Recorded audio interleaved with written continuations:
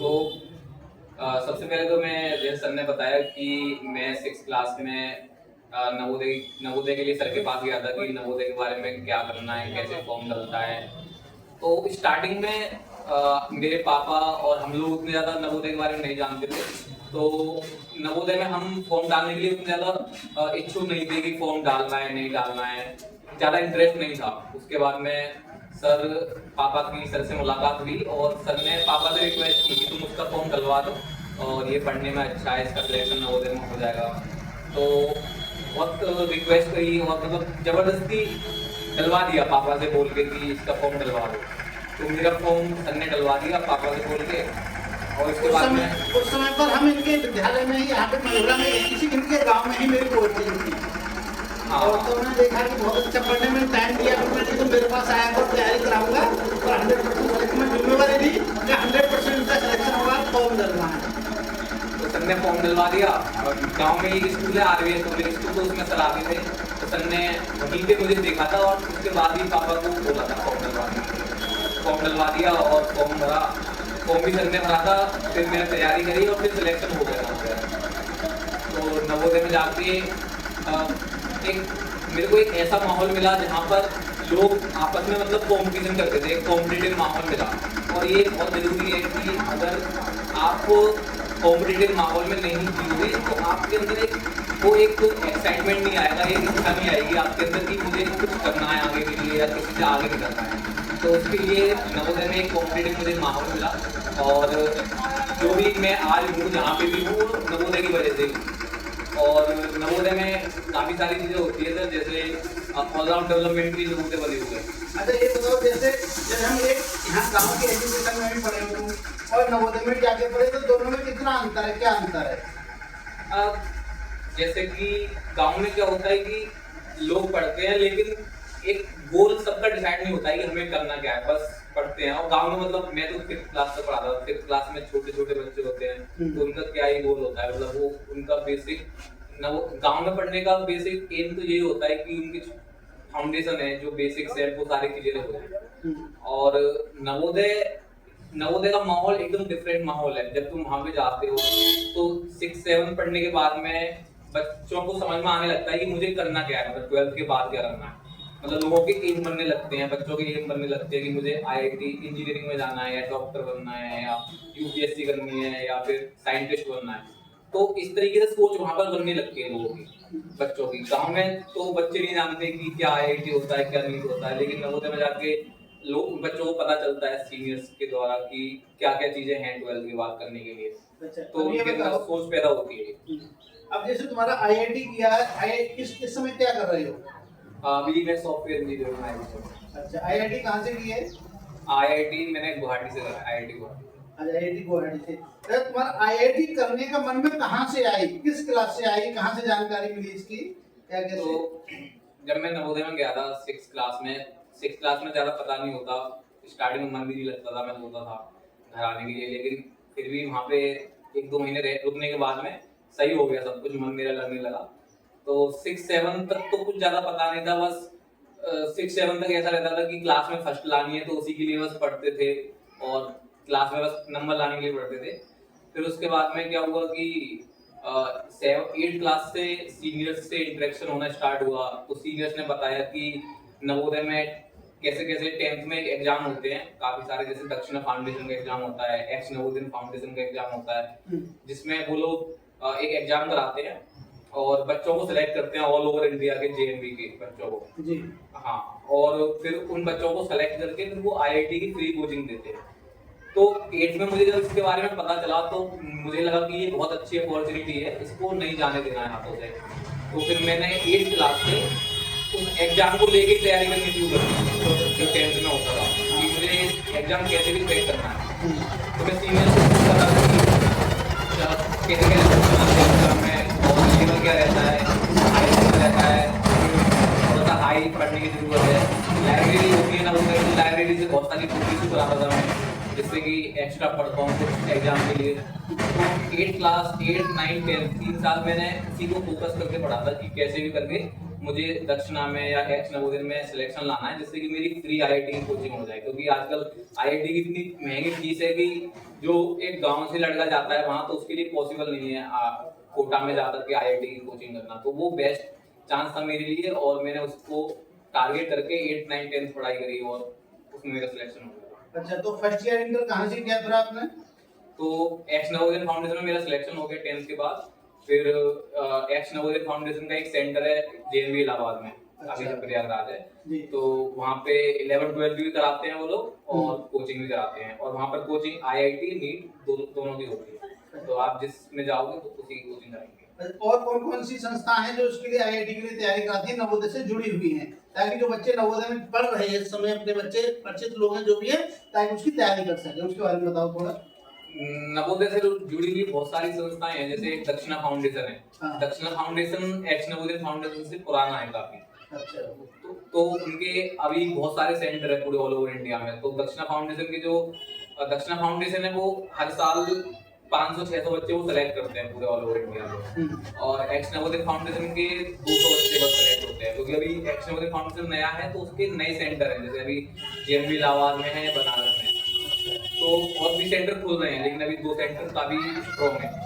और अभी क्या हो गया है कि नवोदय के बच्चे मतलब इतने ज्यादा आगे जा रहे हैं हर फील्ड में, तो पता चलने लगा है आसपास के लोगों को, जैसे बहुत सारी बड़ी बड़ी कोचिंग है, रेजोनेंस है, एलिन है, इनको पता चलने लगा है कि नवोदय बच्चे टैलेंटेड होते हैं, क्योंकि सीबीएसई बोर्ड के जब रिजल्ट आते हैं 10th के 12th के, तो उसमें नवोदय का रिजल्ट टॉप पे रहता है, पहले से टॉप नवोदय का, फिर केवी का। तो जब इनको पता चलने लगा है नवोदय के बच्चे टैलेंटेड होते हैं, तो प्राइवेट कोचिंग भी अब नवोदय के बच्चों को डायरेक्ट डिस्काउंट देने लगी है अपनी कोचिंग में, 50% डिस्काउंट डायरेक्ट नवोदय के बच्चों के लिए है। बाकी नॉर्मल आप जाओगे तो आपको पूरी फीस भरनी पड़ेगी या स्कॉलरशिप टेस्ट देना पड़ेगा, उसके बेस पे स्कॉलरशिप मिलती है। लेकिन अगर आप नवोदय के हो तो आपको ऐसे ही 50% डिस्काउंट दे देंगे, एलएन दे देंगे। तो ये सारे फायदे हैं। अब ये बताओ, जो बच्चे मान लो नवोदय में नहीं पढ़ रहे हैं और इंटर उन्होंने किसी सीबीएसई बोर्ड से किया है या यूपी बोर्ड से किया है और आईआईटी की तैयारी करना चाह रहे हैं, तो उनके लिए क्या सजेस्ट करना चाहिए, क्या कैसे तैयारी करें? सबसे पहले तो मतलब अगर आईआईटी की तैयारी किसी के प्रेशर में आके नहीं करनी है कि किसी को देख के या पेरेंट्स के बोलने से आईआईटी की तैयारी नहीं करनी है किसी को भी। अगर आपका इंटरेस्ट है फिजिक्स, केमिस्ट्री, मैथ को पढ़ना आपको अच्छा लगता है, क्वेश्चन सॉल्व करने अच्छे लगते हैं मैथ्स वगैरह के, तो ही आप आईआईटी के लिए जाएं, मतलब किसी के प्रेशर में ना जाएं। और दूसरी चीज है कि अगर आप फाइनेंशियली बहुत अच्छे हो, आपके पास पैसा है, तो आप प्राइवेट कोचिंग ज्वाइन कर सकते हो, दिल्ली में जाके, कोटा में जाके, अच्छी अच्छी कोचिंग है, प्राइवेट कोचिंग बहुत अच्छी अच्छी हैं जो आप ज्वाइन कर सकते हो। और अगर आपके पास पैसे नहीं है तो कंटेंट ऑनलाइन बहुत सारा पड़ा हुआ है पढ़ने के लिए, लेकिन उनको पढ़ने वाले बच्चे हैं नहीं। जो जैसे फिजिक्स वाला भी ऑनलाइन कोचिंग कराते हैं वो लोग, या यूट्यूब पे बहुत सारे टीचर्स के ऐसे प्लेलिस्ट पड़े हुए हैं पढ़ने के लिए। तो अगर आपके अंदर एक वो है कि आप सेल्फ मोटिवेटेड हो, एक रूम में पड़े पड़े आप पढ़ सकते हो खुद से पूरा कंसंट्रेट करके, तो आप ऑनलाइन भी घर पे पढ़ सकते हो। ये आप तभी करोगे जब आपके पास पैसा नहीं है, तो आपके अंदर एक मोटिवेशन जगेगा कि यार मुझे मोटिवेशन होना चाहिए, और वो मोटिवेशन होना चाहिए। तो आप ऑनलाइन कंटेंट का यूज करके आप पढ़ सकते हो, बुक्स वगैरह आपको मंगानी पड़ेंगी, ऑनलाइन मंगा लो, कहीं से भी मंगा लो और ऑनलाइन पढ़ सकते हो। ऑनलाइन कोर्स सस्ते मिल जाते हैं जैसे फिजिक्स वाला वगैरह के। तो अगर आपके पास पैसे नहीं है तो आप ये तरीका अपना सकते हैं। अच्छा, ऑनलाइन में देना हो तो किसको वरीयता देंगे? 2-3 कोचिंग की बात करेंगे, किनकी तैयारी करें बच्चे? अब इसका मुझे मतलब उतना ज्यादा आइडिया नहीं है कि, क्योंकि मैं तो ऑफलाइन पढ़ा हूँ, तो लेकिन अभी रिजल्ट्स के हिसाब से और जो ब्रांड वैल्यू उसके हिसाब से मतलब फिजिक्स वाला काफी ज्यादा फेमस है। हाँ, तो फिजिक्स वाला सही है, अनअकैडमी भी अच्छा है। एक और जानकारी चाहूंगा, कुछ बच्चे ऐसे होते हैं मतलब इंटर में एग्जाम दे रहा है बच्चा, या यूपी बोर्ड का, सीबीएसई बोर्ड का, और किसी वजह से उसके साथ ट्रेजेडी हो गई कोई, और उसके पेपर सही से नहीं हो पाए और 75% मार्क्स नहीं आ पाए, क्योंकि आईआईटी की तैयारी के लिए एग्जाम देने के लिए जरूरी है कि 75 मार्क्स होने चाहिए। तो बच्चा क्या करे, किस प्रकार से तैयारी करे तो ताकि वो अच्छी जगह प्लेसमेंट हो सके, ले सके, क्या करना चाहिए उसे? तो मतलब पहले तो एग्जाम तो दे सकता है वो, एग्जाम के लिए क्राइटेरिया नहीं है 75%, आप एग्जाम दे सकते हो, आपकी कितनी भी परसेंटेज है। लेकिन कॉलेज में एडमिशन लेने के लिए क्राइटेरिया है कि अगर आप आईआईटी और एनआईटी में एडमिशन लेते हो हाँ। तो 75% अटेंडेंस और 75% मार्क्स होने चाहिए 12th में। अच्छा। तो अगर आपके 75% मार्क्स नहीं है, हाँ। फिर भी बहुत सारे अच्छे अच्छे कॉलेजेस हैं जो प्राइवेट कॉलेज हैं या फिर किसी स्टेट गवर्नमेंट के अंदर जो बहुत सारे कॉलेज हैं जो जहाँ पर कोई क्राइटेरिया नहीं है 75% का, वहाँ पर आप एडमिशन ले सकते हो। जैसे वेस्ट बंगाल में जादवपुर यूनिवर्सिटी वगैरह हैं अच्छा। और बिट्स वगैरह हैं, वीआईटी वगैरह हैं। हाँ। ये सारे कॉलेज मतलब इतने अच्छे, ये बहुत अच्छे अच्छे कॉलेज हैं क्योंकि यहाँ पे और प्लेसमेंट कॉलेज के नाम बताओ, कम से कम 5 से 7 कॉलेज के नाम बताओ जो आपकी नजर में है, ताकि जो बच्चे ऐसे हैं कि जो इनका किसी कारण से 75% मार्क्स नहीं बन पाए हैं तो हम अप्लाई कर सके, हम प्रयास कर सके वहाँ के लिए। जैसे बिट्स के भी काफी सेंटर है। जैसे बिट्स एक आईआईटी की तरह ही है, उसके सेंटर काफी है, पिलानी में है, झारखंड में है। अच्छा। हाँ, बिट्स के भी 3-4 सेंटर हैं। हाँ। और वेस्ट बंगाल जो जादवपुर यूनिवर्सिटी है वो भी किसी एक ऑर्गेनाइजेशन के अंडर है, तो उनके भी 3-4 कॉलेज हैं। मतलब ऐसा कोई एक पर्टिकुलर बंदा नहीं है जो एक कॉलेज चला रहा है, सबके ऑर्गेनाइजेशन है हाँ। जिसके 4-4 5-5 कॉलेज हैं। हम्म। तो और ट्रिपल आईटी वगैरह है, जैसे ट्रिपल आईटी इलाहाबाद है, ट्रिपल आईटी हैदराबाद है। हाँ। तो और ट्रिपल आईटी भी लगभग हर स्टेट में होते हैं, ट्रिपल आईटी भी एनआईटी से थोड़े से नीचे होते हैं, लेकिन वो भी हर स्टेट में है। तो बहुत सारे कॉलेज हैं। अरे ट्रिपल आईटी में 75% का फाउंडेशन नहीं होता है। ट्रिपल आईटी में जैसे ट्रिपल आईटी हैदराबाद में बहुत जेई मतलब उसकी बहुत हाई कट ऑफ जाती है। तो जेई मेंस में जिनके 99% से ऊपर होते हैं, अच्छा। वही बच्चे जाते हैं। वहाँ पर? तो ट्रिपल आईटी हैदराबाद बहुत ज्यादा फेमस है। मतलब ऐसे बहुत सारे बच्चे होते हैं जो आईआईटी में जाना पसंद नहीं करते हैं, लेकिन ट्रिपल आईटी हैदराबाद में जाना पसंद करते हैं। इसका मतलब ये हुआ कि जिनके मान लो 75% मार्क्स नहीं भी हैं तो वो भी उसकी इच्छा है तैयारी करने की तो वो करे तैयारी। हाँ हाँ हाँ, वहाँ पर उसका एडमिशन दूसरी जगह पर और अच्छे कॉलेज है यहाँ पर हो सकता है। मतलब ऐसे बहुत सारे कॉलेज हैं जो आईआईटी एनआईटी नहीं है, लेकिन फिर भी अच्छे प्लेसमेंट्स हैं और अच्छा उनको पैकेज वगैरह मिल जाएगा तो वहाँ एडमिशन लेते हैं। अच्छा, चलो अपना बताओ, अब आगे आपका क्या प्लान है? अच्छा। अभी तो मतलब अभी मैंने इस साल ग्रेजुएशन कंप्लीट किया है, तो अभी मैं as a software engineer Microsoft में हूँ। और अभी मेरा मतलब 4-5 इयर्स के लिए तो यही प्लान है कि मेरे को माइक्रोसॉफ्ट में अच्छे से जॉब करनी है और एक अच्छी ग्रोथ अपने अंदर भी करनी है और कंपनी के लिए भी अच्छा काम करना है, जिससे कि मैं अगले 4-5 साल में कुछ अच्छी लीडरशिप पोजीशन पे कंपनी में पहुंच जाऊँ। तो यही प्लान है। चलो तो बहुत अच्छा। अभी इसलिए है ताकि क्षेत्र के जो बच्चे मुझसे काफी पूछते हैं कि सर क्या करना चाहिए, क्या मुझे जानकारी नहीं, बहुत सी चीजों की है जानकारी।